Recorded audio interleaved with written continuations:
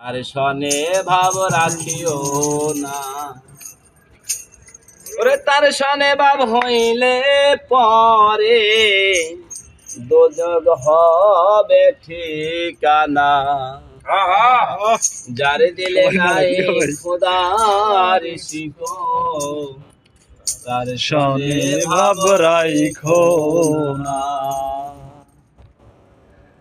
তার শনে বাবে হইলে পরে, তার শনে ভাব হইলে পরে, তার শনে বাবে হইলে পরে দোজখ হবে ঠিকানা।